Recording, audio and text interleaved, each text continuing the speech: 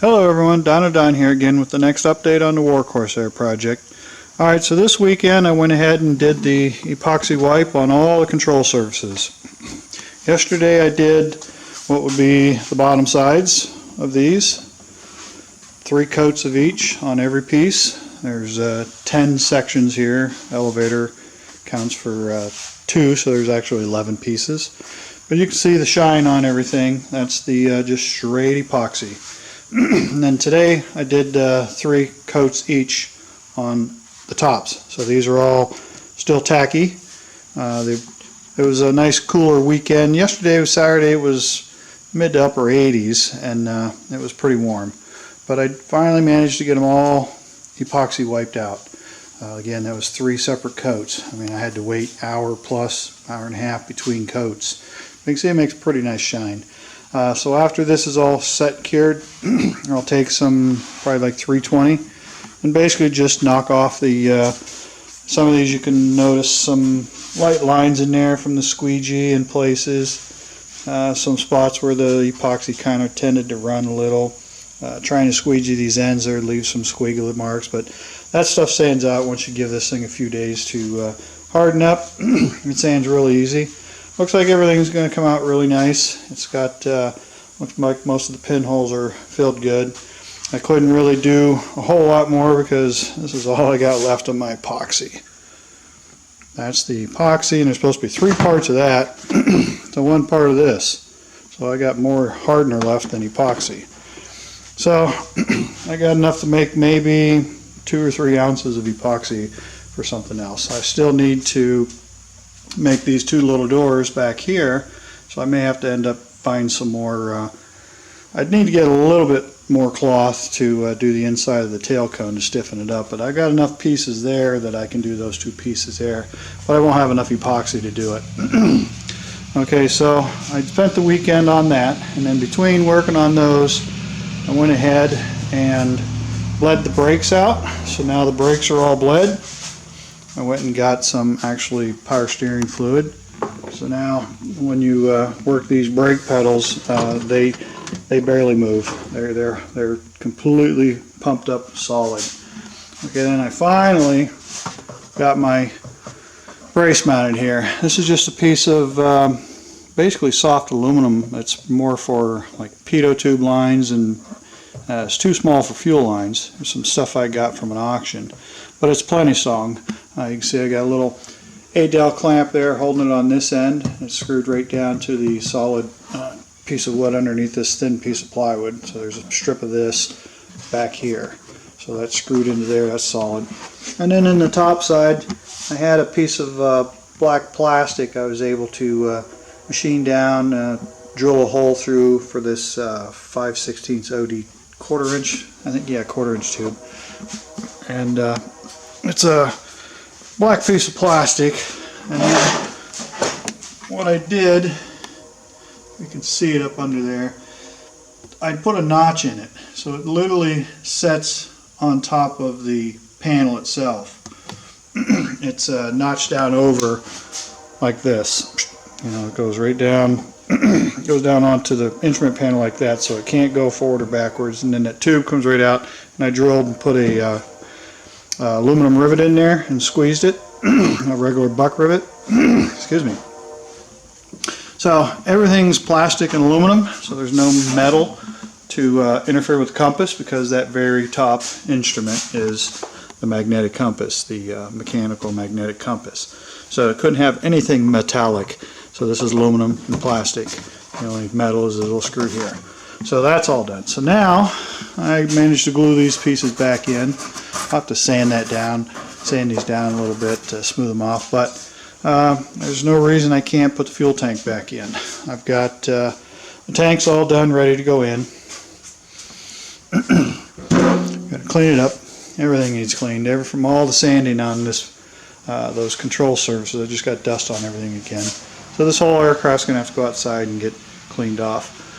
So, and then while I was working on waiting for the stuff to set up, I went ahead and made up the harness to mount the seat belt. What I got here is a piece of 1/8 inch cable Went and got some thimbles and crush collars, crimp collars. Used my crimping tool and crimped those. There's a piece of 3/8 OD tube on the inside, aluminum. Comes out just the inside of this big washer on each side. And then there's another piece of tubing here, 1/2 inch OD, and it literally will spin on the tube inside. The whole thing's free to pivot. You can see I got a washer on the inside, so this thing can't go anywhere, and a bolt in there.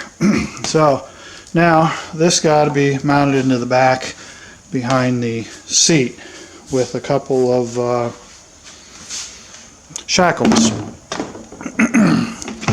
And what did I do with them? I don't see them. I just had them out. Oh, they're probably in the box. Or nope, I think they're in the airplane. Sorry. So I got to get that cable fits through there, and then I got the pins here to put in there. Again, like I say, the problem is they're way back in there, right at the end of my arm's reach.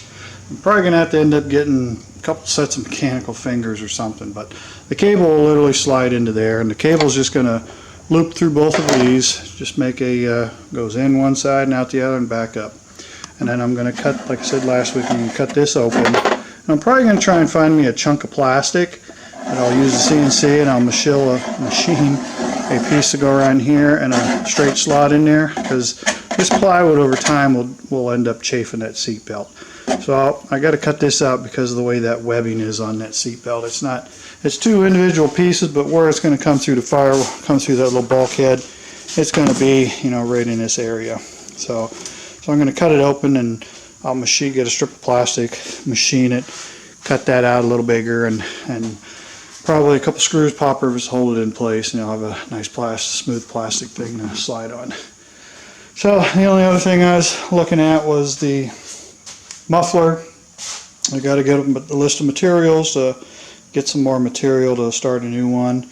It'll be an oval shaped muffler, more similar to a car style. It'll lay in there horizontally up in here. So it'll kind of lay in at a slight angle this way, and then they'll come out here. I still have to put a little bit of the firewall insulation blanket in here, pieces of stainless steel in there to protect this from the exhaust heat.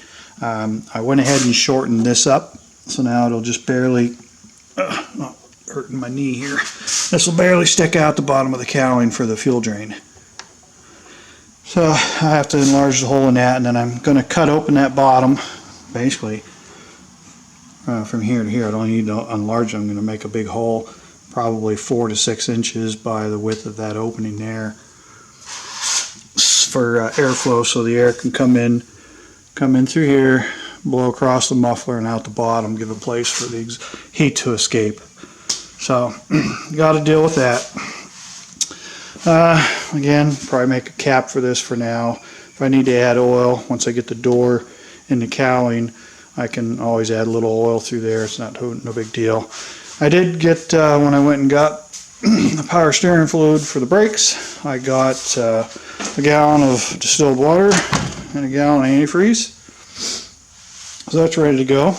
And I also ordered and received another quart of the catalyst for the paint, and I got another pint of non-specular sea blue. So now I have all the paint I need to paint all these parts. So that's where I'm at. Getting closer. Next weekend I'll be putting the primer on these probably on one day and throwing some color on the next. So during the week I'll come out here and sand it out. Today was nice, nice comfortable day. It was a chance of showers this afternoon. It rained a little bit, but it was in the 70s, so it was a nice day. Pretty nice out. So that's where I'm at this weekend. Got quite a bit done.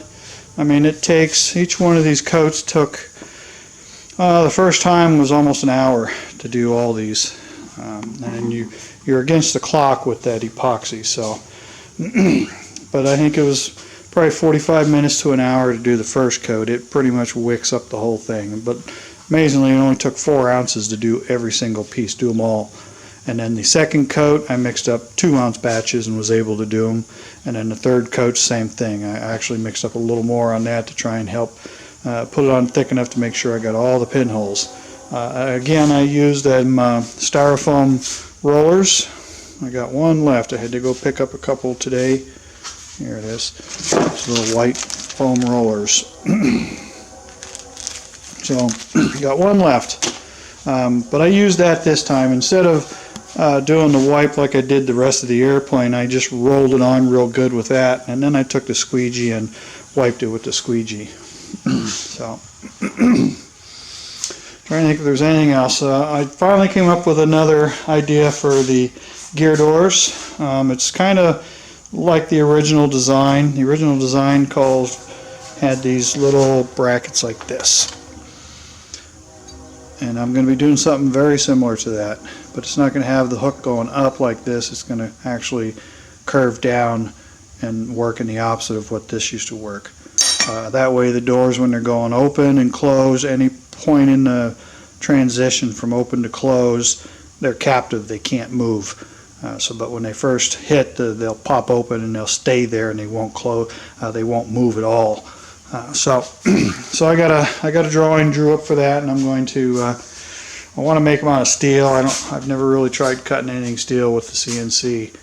I don't have a bit small enough either. Most of my bits are only 1/4 inch, and that slot is going to be about 3/16. So I can't do it. Here's the insulation tape that you wrap around headers and exhaust components. So once I get the exhaust done, that tape will be used to wrap around all this. And then the muffler, if I have enough, I'll end up wrapping it, and I may try to get some around like these motor mounts or something to keep the heat off of that. I do have the ceramic blanket up there with the foil. That'll get glued into the bottom of the cowling as well, because again, that muffler is extremely close to everything. And this exhaust is right here at the cowling. So that's going to be underneath the hottest part of the exhaust. And again, this will all get wrapped with that blue fiberglass type tape. Alright, I don't think I worked on anything else. I left this open so you guys can see my brace I finally got in there. So everything back here is done as far as I can remember. So now I can put the tank on. I'm pretty sure my fuel lines still fit. So get them all hooked up. All I got to do is pick up a battery, and I'm going to probably get that next weekend. It's basically a 20 series that you'd find in a motorcycle. It's about 320 cold cranking amps, and it'll fit in the box I made. So I'll get that seat belt installed somehow. And then I'll get the floor put in the airplane. Still got to tie up the loose ends of my push-to-talk switch in that for the radio gear. Get that panel put back in. Get the seat covers put in. Get everything snapped in place. Got to get that windshield drilled and fitted and glued in. The frame, I'm going to try and make that out of a piece of aluminum. So I need to get a piece of aluminum to do that windshield frame, to make the little panels that go right here. There'll be a black 86 on that panel, and then where the wing comes together under here, where it's all open, there's about a 4-inch wide, 5-inch wide strip goes basically from here all the way back to here. So there's a strip on each side, and that's what gives you access to all the hardware to remove the wings. So I guess that's going to do it for this week, folks. Battery's probably getting low, and I don't want it to die on me like it has before. So that's where I'm at. Next weekend, you'll hopefully be seeing me get some, at the very least, get these all primed. I'll try and work on them through the week, get them sanded out, ready for primer, so they're ready to prime maybe Saturday, and then Sunday. The primer dries quick. You could spray that stuff in the morning and spray a coat over it in the afternoon. So if I get lucky enough, I can do that. I can get, say, like the bottoms or the whole top sides of them all done. Everything is dark blue except the rudder, except that guy there. It's the light blue. So if I can get everything into primer, light sand it, might be ready to put some color on it, and then they're ready to go on. Get the tail cone finished, and just, the rest. Little pieces here and there. But it's coming along. So, alright folks, that's going to do it for this week. That's this weekend's update. Again, as always, feel free to leave any comments, questions, or concerns, and I'll address them as they come along. And like always, appreciate everyone taking the time to watch my videos and leave comments. So until next weekend, this is Dino Don out.